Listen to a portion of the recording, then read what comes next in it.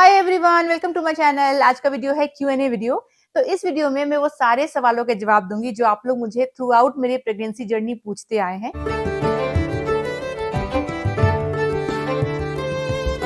तो पहला जो क्वेश्चन है जो मुझे बहुत ही फ्रीक्वेंटली ऑन एंड ऑफ आता रहा है अलग अलग वीडियोस में, और वो है कि क्या मेरा कंसेप्शन नेचुरल है या मैंने IUI या IVF कराया है।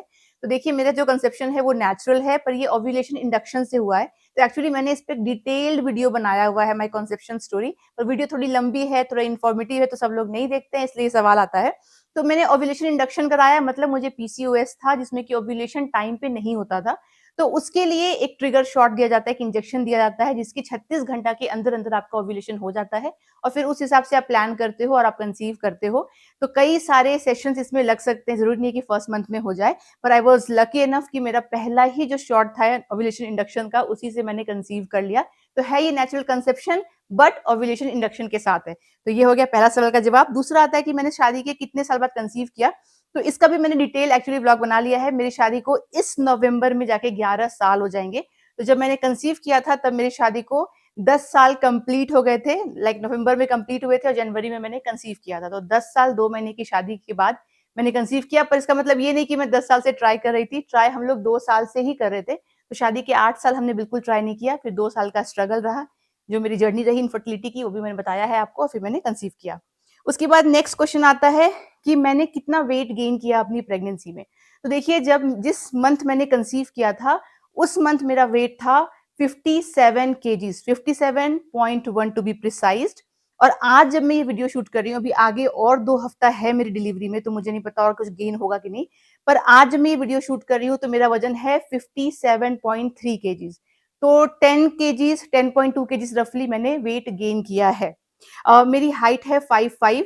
तो कई बार क्या होता है कि आपको उतना पता नहीं चलता है कि वेट गेन बहुत हुआ है, क्योंकि आपका हाइट मैटर करता है, आपका BMI मैटर करता है। तो मेरी 5'5" हाइट है और मैंने लगभग 10 केजी जो है वो वेट गेन किया है। उसके बाद एक क्वेश्चन मुझे आता है कि आपकी प्लेसेंटा की पोजीशन क्या है। तो मैं बता दूं, मेरे प्लेसेंटा की पोजीशन है पोस्टीरियर। पोस्टीरियर प्लेसेंटा में कहते हैं कि आपको जल्दी थोड़ा सा बेबी किक्स जो है वो महसूस होने लग जाता है। तो नेक्स्ट क्वेश्चन जो है मेरा वो उसी से जुड़ा हुआ है कि मुझे बेबी मूवमेंट किस वीक से स्टार्ट हुआ था। बेबी मूवमेंट पे भी हमने एक ब्लॉग बनाया है, मेरे मेरे हस्बैंड ने मिलकर पूरा एक्सपीरियंस शेयर किया है। तो देखिए, मुझे बेबी मूवमेंट स्टार्ट हो गया था फील होना 18th वीक से। 18वें हफ्ते से मुझे फील होना स्टार्ट हो गया था। ओके, उसके बाद एक क्वेश्चन मुझे आता है कि क्या आपके बेबी ने हेड डाउन कर लिया है। ये मुझे काफी बार लोग पर्सनली मेल भी करके पूछते हैं, शोना कि आपका बेबी का पोजीशन क्या है, क्या हेड डाउन हो गया है या फिर बेबी किस पोजीशन पे है। तो मैंने व्लॉग में कभी शेयर नहीं किया, तो मैं आपको बताती हूँ कि मेरे साथ जो हुआ है ना, 28वें हफ्ते में मैं गई थी ग्रोथ स्कैन के लिए, जिसमें मैंने 4D स्कैन करवाया था बेबी का फेस देखने के लिए। मैंने व्लॉग बनाया है, अगर आपने चेक नहीं किया तो चेक कर सकते हैं। तो 28वें हफ्ते में जब मैंने स्कैन कराया ना, उस टाइम पे ही मेरा बेबी सिफेलिक पोजीशन पे था ऑलरेडी। सिफेलिक मतलब हेड डाउन पोजीशन पे था। अब उससे कितने दिन पहले या हफ्ते पहले वो आया था वो तो नहीं पता मुझे, क्योंकि मैंने एनिमली स्कैन कराया था 20वां हफ्ता में। उसके बाद 8 हफ्ता कोई स्कैन नहीं हुआ था, सीधा 28वें हफ्ते में मेरा हुआ था ग्रोथ स्कैन। तो उसमें उनका उसका हेड ऑलरेडी डाउन था, ऑलरेडी जो था वो सिफेलिक पोजीशन पे था। एक क्वेश्चन और है जो मुझे आता है मेरा कंसेप्शन स्टोरी देखने से के बाद में लोगों का, या फिर मेरे प्रेगनेंसी सिम्टम्स वीडियो देखने के बाद में बहुत ही फ्रीक्वेंट आता है कि क्या मैंने हेयर वॉश टेक्निक फॉलो किया था ओव्यूलेशन के बाद या नहीं किया था। तो मैं रिप्लाई भी करती रहती हूँ कि नहीं, मैंने कभी भी हेयर वॉश टेक्निक फॉलो नहीं किया है।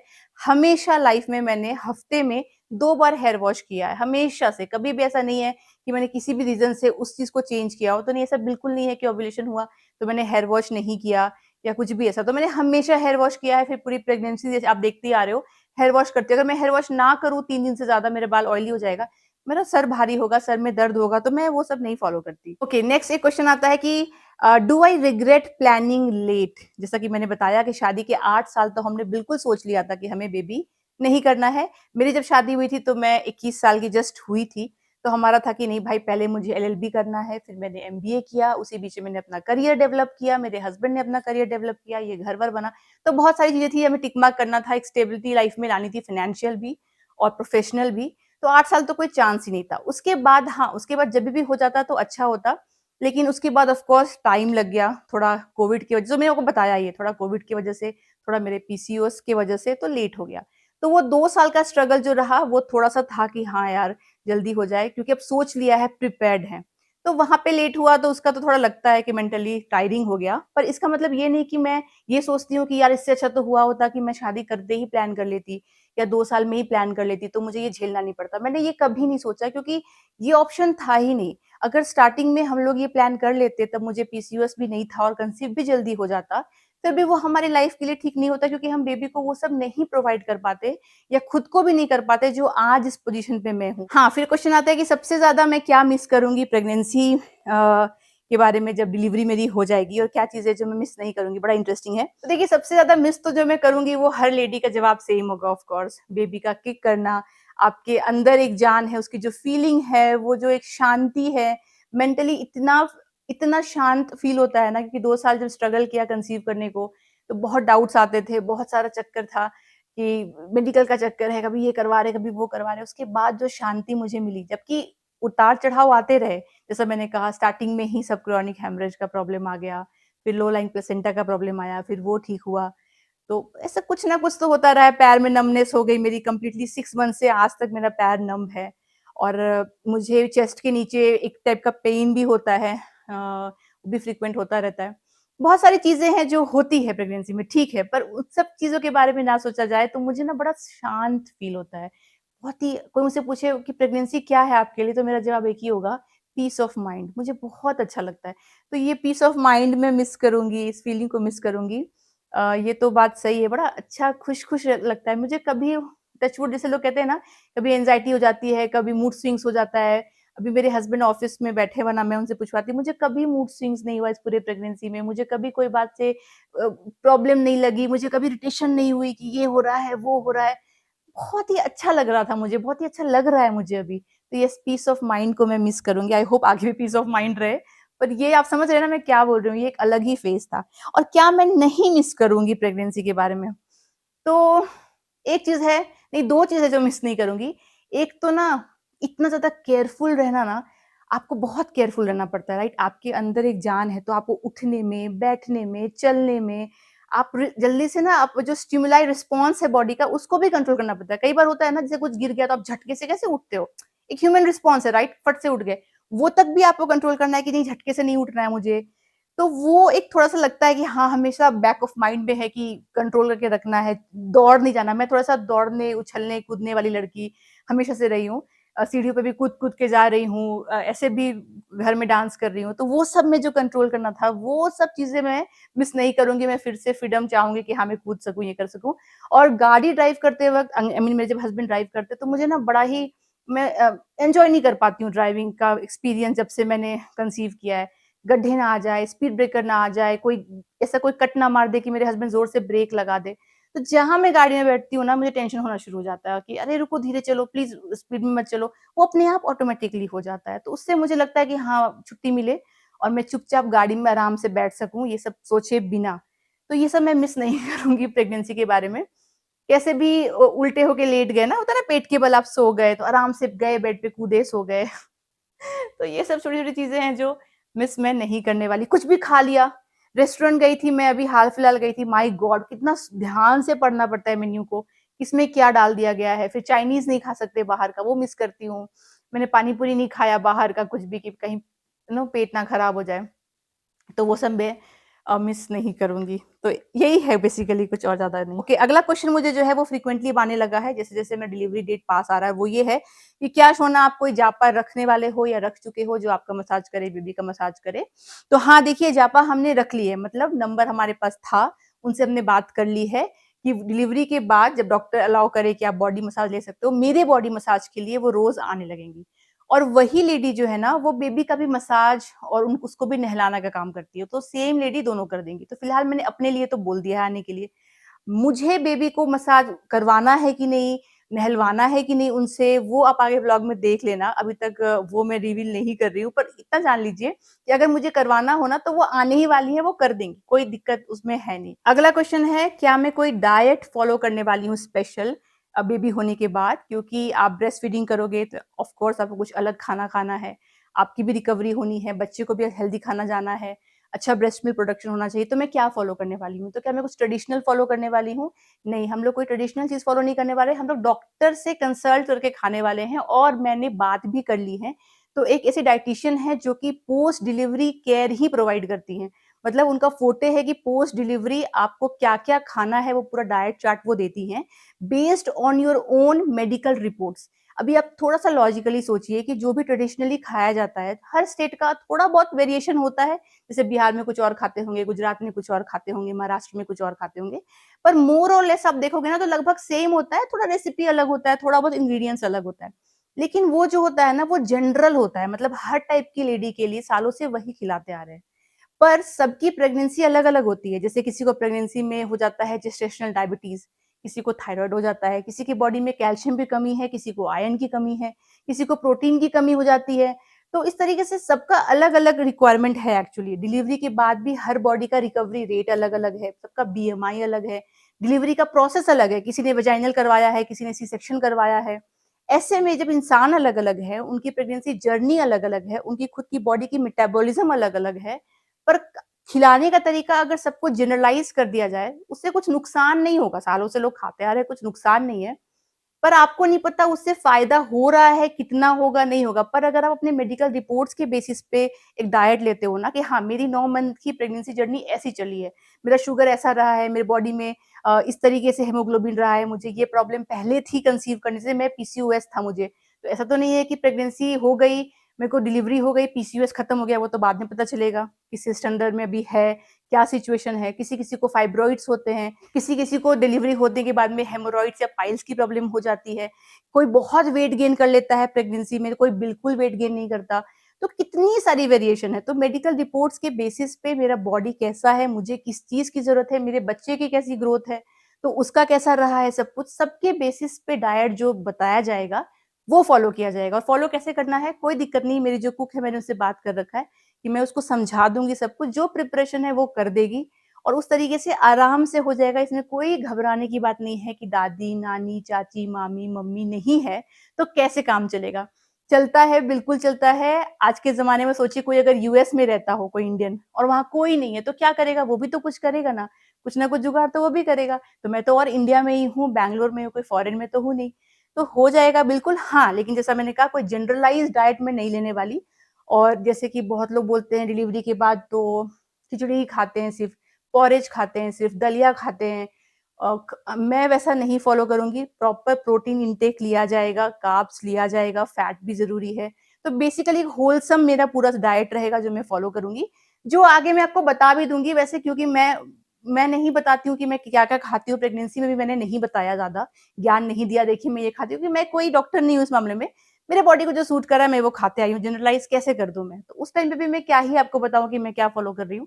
तो मुझे लगेगा करने लायक है तो मैं ज़रूर बताऊँगी। अब जो ये आखिरी क्वेश्चन मैं ले रही हूँ ना, ये तो मतलब मोस्ट आस्क्ड क्वेश्चन है मेरे चैनल का। जब से मैंने प्रेगनेंसी अनाउंसमेंट करी है, तब से मुझे ऑन एंड ऑफ आता रहा है एंड थर्ड ट्राइमेस्टर स्टार्ट होने के बाद तो पूछिए मत। हर वीडियो में मुझे आता है, पर्सनली भी आता है, लोग पूछते रहते हैं कि मेरे इन-लॉज़ कब आने वाले हैं? अब तक क्यों नहीं आए? मेरी मम्मी नहीं है वो तो आपको पता है, मम्मी भी नहीं है, पापा भी नहीं है। पर इन-लॉज़ क्यों नहीं मेरे आ गए? आना चाहिए ना, हेल्प करने के लिए आना चाहिए, आपने क्यों नहीं बुलाया? कब आएँगे? आएँगे कि नहीं आएँगे? बहुत सारे सवाल थे। तो एक तो मोस्टली ये वो लोग पूछते हैं जो उनको नहीं जानते हैं मेरे इन-लॉज़ को, क्योंकि जो लोग जानते हैं वो उतना स क्वेश्चन पूछेंगे नहीं, उनको पता होगा कि कुछ ना कुछ इनकी प्लानिंग होगी और वो हो जाएगा। तो अगर आप नहीं जानते हो कि मेरे इन-लॉज़ कैसे हैं, कौन है, हमारा कैसा बॉन्डिंग है, तो आप मेरा ज़रूर ससुराल सीरीज़ देख लीजिएगा, नवरात्रि सीरीज़ है, बहुत कुछ है। तो उससे आपको वैसे भी क्लैरिटी आ जाएगी। तो बहुत लोगों को लगता है ज़रूर कुछ प्रॉब्लम होगी तभी नहीं आ रहे, पर ऐसा ज़रूरी नहीं है कि कुछ प्रॉब्लम ही हो तभी ऐसा हो। क्या प्रॉब्लम हो जाएगी? अभी कंसीव करने से 2 महीना पहले मैं गुजरात होकर आई, आपने नवरात्रि सीरीज़ देखना तो क्या प्रॉब्लम हो जाएगी? प्रॉब्लम की बात नहीं है, प्रैक्टिकैलिटी की बात है। तो देखिए मैं आपको इसमें समझा देती हूँ, वैसे तो मैंने पहले सोचा था कि मैं अवॉइड ही करूँगी, क्यों मैं आके जस्टिफिकेशन दूँ। लोग धीरे-धीरे देखेंगे, समझ जाएँगे क्या-क्या हो रहा है, पर चलिए बता देती हूँ। तो मेरे जो इन-लॉज़ हैं ना वो रिटायर्ड नहीं हैं, जैसे बहुत के जो पेरेंट्स होते हैं, पेरेंट्स इन-लॉज़ होते हैं, वो इस एज में आते-आते रिटायर्ड हो जाते हैं। मेरे इन-लॉज़ रिटायर्ड नहीं हैं, बिज़नेस में दोनों ही सेपरेट बिज़नेस करते हैं। मेरी जो सासू माँ है उनका प्रॉपर दुकान है, मैंने दिखाया है आपको व्लॉग में, वो वहाँ रोज़ बैठती हैं। तो बिज़नेस ऐसी चीज़ नहीं है जहाँ पे आप छोड़ के महीनों कहीं चले गए। दूसरी बात है मेरे हस्बैंड वर्क फ्रॉम होम में है, ये तो कितना लॉजिकल है समझना। 2 रूम का घर है, मेरे हस्बैंड घर से काम करते हैं। 1 रूम उनका ऑफ़िस रूम है, दूसरा रूम में मैं आराम करती हूँ और बाकी जो लिविंग डाइनिंग किचन है वहाँ मेरा व्लॉग चलता रहता है। खैर लिविंग डाइनिंग किचन को माइनस भी करिए, तो दूसरे रूम में मैं लेटी रहती हूँ, मैं रहती हूँ। तो 2 रूम के कमरे में अगर मान लीजिए रिटायर्ड भी होते ना मेरे इन-लॉज़ तो भी नहीं आ पाते क्योंकि हम कैसे रहते? हस्बैंड को 1 रूम चाहिए, सुबह 8 बजे से लेके रात के 12 साढ़े 12 तक मीटिंग चलती है। तो एक रूम में वो है, एक रूम में मैं हूँ, तीसरा बंदा कहाँ सोएगा? तो ये भी एक लॉजिकल बात नहीं है। अगर मेरे हस्बैंड ऑफिस जा रहे होते और मेरे इन-लॉज़ जो होते रिटायर्ड होते, 2 कंडीशन होती और तब मैं अकेली रह रही होती, तब सोचने की बात है कि तभी भी क्यों नहीं आए शोना आपको कोई केयर करने के लिए। पर जब मेरे हस्बैंड है which is more than enough for me, कितनी बार मैंने ये बात बोला है, उनसे ज़्यादा सपोर्ट मुझे कोई नहीं कर सकता प्रेगनेंसी फेज़ में, मुझे और कोई चाहिए भी नहीं एक्चुअली। अगर मेरे मम्मी भी होते ना, तो मैं उनको एकदम डिलीवरी के टाइम पे बोलती आने के लिए और शायद वो तभी आ भी पाते क्योंकि मेरे पापा डॉक्टर थे। डॉक्टर का काम आपको पता है, कोई रिटायरमेंट एज उनकी भी नहीं होती। उनका भी क्लिनिक था, तो वो भी शायद एंड में ही आती। तो ऐसा नहीं है कि और कोई रीज़न है, ये 2 मेजर रीज़न हो गए जो प्रैक्टिकल एस्पेक्ट से समझना चाहिए लोगों को। पर चलिए फिर भी लोग नहीं समझते हैं, कुछ से कुछ तो गड़बड़ है दया, कुछ तो गड़बड़ है दया। क्योंकि ना क्या होता है हमारे देश में ना एजेड लोगों को, जो लोग ने 55-60 के आ गए ना, उन लोगों को लगता है उनकी क्या लाइफ़ है? कोई लाइफ़ ही नहीं है। उनके पास तो एक ही काम है कि पहले अपने बच्चे पालो, उनकी शादी कराओ, फिर बच्चों के बच्चे पालने के लिए आ जाओ या बच्चे होने वाले तो केयर करने के लिए आ जाओ। ये एक्सेप्टेंस ही नहीं है कि उस एज के लोगों के पास भी बिज़नेस हो सकता है, अपना फ्रेंड सर्कल हो सकता है, अपनी एक लाइफ़, एक लाइकिंग हो सकती है। ज़रूरी नहीं है कि सिर्फ़ बच्चे ही बिज़ी हैं, पेरेंट्स भी हो सकता है उस एज में आके भी लकीली टच वुड बिज़ी हो सकते हैं। ये हमारे यहाँ ना कॉन्सेप्ट नहीं है, इसलिए ये बात ना बर्दाश्त नहीं होती लोगों को कि अरे! इस एज में हो गए अब काम ही क्या है, दादा-दादी बनने वाले हैं, आओ बहू की सेवा करो। और ये जो लोग बोलते हैं, आपका टेक केयर करने नहीं आए, मुझे तो लॉजिकल भी नहीं लगता कि आप किसी चलिए मान लीजिए कि उनका कोई लाइफ नहीं होता, कोई बिज़नेस नहीं होता, एकदम फ्री होते वो लोग, हमारे पास 4 कमरों का घर होता और मैं उनको बुला लेती, तो क्या आप ये एक्सपेक्ट करते हैं कि एक एजेड आदमी आकर के एक यंग आदमी की सेवा करे? हमारे हाथ-पैर चल रहे हैं, मेरे पास हाउस हेल्पर है, मेरे पास कुक है, मेरे हस्बैंड जवान है, वो अपना मेरा कर सकते हैं सेवा, मैं खुद अपना सेवा कर सकती हूँ, डॉक्टर्स हैं ध्यान रखने के लिए, सारी फैसिलिटीज़ है, टच वुड मैं एकदम फिट एंड फाइन हूँ, फिर कोई एजेड 60 प्लस आके मेरा क्या हेल्प कर देगा? आप थोड़ा लॉजिकली सोचिए, मैं उनको यहाँ बुला के क्या हेल्प लूँ? क्या वो मुझे खाना लाके बेड पे देंगे? क्या वो मुझे मेरे को पकड़ के बाथरूम ले जाएँगे? तो वो बेचारे क्या सेवा करेंगे? वो ऑफ कोर्स जब टाइम होगा, डिलीवरी होगी, बेबी देखने के लिए, एक खुशी में शामिल होने के लिए, एक फैमिली मोमेंट के लिए आएँगे, but to take care of me मैं एक्सपेक्ट करूँ, आप एक्सपेक्ट करते हो कि कोई एजेड आए कहीं से, आप बहुत लोग मायके चले जाते हैं, आई एग्री, वो अलग चीज़ है कि आप मायके चले गए, वहाँ वो रह रहे हैं तो अब ठीक है। पर किसी को बुला क्यों नहीं रहे वो आ क्यों नहीं रहे हैं आपको देखने के लिए? क्या देखने वो आएँगे? क्या ज़रूरत है मुझे देखने की? सब कुछ तो सही चल रहा है, आपने मेरी पूरी जर्नी देखी है। तो यंग लोगों का सेवा करने ओल्ड लोगों को क्यों आना है और क्यों लगता है आना ज़रूरी है, मुझे नहीं समझ आता। वो बेचारे क्या हेल्प करेंगे? इनफैक्ट डिलीवरी के टाइम पे भी मेरी सास मेरा क्या हेल्प करेगी? आप थोड़ा सोचिए। क्या आप अपनी सास से इतना खुल जाते हो? अगर मान लीजिए वो आ भी जाती हैं, तो जितना मैं खुल के अपने हस्बैंड को अपनी प्रॉब्लम्स बता सकती हूँ, क्या मैं अपने सास को बता सकूँगी? नहीं बता सकती हूँ। तो बेचारी क्या मेरा हेल्प कर देगी? मुझे उठा के बाथरूम तो नर्स लेके जाएगी। बच्चे को देखने का आप बोल रहे हो कि बच्चे को वो देख देगी। तो हो सकता है मेरे हस्बैंड इतने स्किल्ड हो सकता है सब कुछ वो मैनेज कर ले। जब मैं आराम से रिलीज़ हो जाऊँ हॉस्पिटल से, फिर घर आने के बाद में मेरे इन-लॉज़ आएँगे। हमारा ये प्लान है, ताकि कुछ केओस ना रहे। अभी क्या होगा वहाँ पे एक रहने वाला है बंदा मेरे साथ, वो मेरे हस्बैंड रहेंगे, मुझे मेरे हस्बैंड चाहिए उस टाइम पे I am much comfortable with him. घर पे मेरे इन-लॉज़ रहेंगे, वो बेचारे यहाँ रह के क्या करेंगे जब हम 4-5 दिन के लिए या 3 दिन के लिए मिनिमम हॉस्पिटल में है तो, वो यहाँ क्या करेंगे? मेरे घर से 40-50 मिनट लगता है, अप एंड डाउन नहीं कर सकते बार-बार कि अंगद आया तो वो गए, वो ड्यूटी जो देखते हो आप वो सब ड्यूटी यहाँ बैंगलोर में नहीं पॉसिबल है। तो बहुत सारे रीज़न्स हैं जिसकी वजह से अब तक आपने देखा कि मेरे इन-लॉज़ नहीं आए हैं, बट दैट डज़न्ट मीन कोई प्रॉब्लम है। एक बार मेरा गुजरात सीरीज़ देखिए, हमारी बॉन्डिंग देखिए, आपका डाउट क्लियर हो जाएगा। कब आएँगे वो आएँगे जब मैं डिलीवर कर दूँ, मैं घर आ जाऊँ इत्मीनान मतलब डिलीवर करते ही टिकट उनकी हो जाएगी। जब मैं यहाँ आ जाऊँ, आराम से इत्मीनान से, फिर वो लोग आएँगे ताकि हमारे साथ समय बिता सकें, ना कि मेरी सेवा करने के लिए, मेरी मदद करने के लिए, नहीं। हम काफ़ी हैं, भगवान की दया से अभी एकदम यंग हैं तो हमें कोई एजेड लोगों को सेवा करवाने के लिए नहीं बुलाना, ये हमारी मेंटालिटी बिल्कुल नहीं है। तो यही था, इसमें मैंने ओवर एक्सप्लेन किया क्योंकि ज़रूरी था, पूरा मैंने प्रेगनेंसी इस क्वेश्चन का बोला है, मैं दूँगी जवाब, अवॉइड बहुत लोगों को मैं लिखती भी थी कि they will come post delivery, they will come post delivery और तभी भी वो लोग 1 हफ्ते के लिए ही आ पाएँगे, अगेन दुकान बंद करके, बिज़नेस बंद करके, यहाँ नहीं बैठ सकते हैं वो लोग, तो वो लोग अपना आएँगे, देखेंगे, 1 हफ्ते रहेंगे, चले जाएँगे। मेरे हस्बैंड ने 45 डेज़ का मैंने आपको बताया है पैटर्निटी लीव ले लिया है, तो 45 दिन उसकी ज़िम्मेदारी बनती है मेरे बच्चे को और मुझे देखने की। एक्चुअली हस्बैंड की ज़िम्मेदारी बनती है और किसी की नहीं सबसे ज़्यादा। मेरी तो बनती ही है, पर हम दोनों का केयर करने की उसकी बनती है ज़िम्मेदारी और उसको पता है, ही इज़ वेल अवेयर। तो वो छुट्टी ले चुका है और वो सब कुछ मैनेज कर लेगा, बाकी कुक है, सब कुछ है। जापा आएगी, सब होगा, सब मैनेज हो जाएगा। पर और कोई प्रॉब्लम नहीं है, डोंट वरी। तो चलिए, आई होप आपको सारे सवालों का जवाब मिल गया हो। अगर आपको लगता है वीडियो अच्छा था तो लाइक करिए, चैनल पे नए हैं तो सब्सक्राइब करिए। इसी के साथ मैं मिलूँगी आपसे अगली बार, तब तक आप लोग अपना ख्याल रखिए और मेरी वीडियोज़ को देखते रहिए। Bye bye.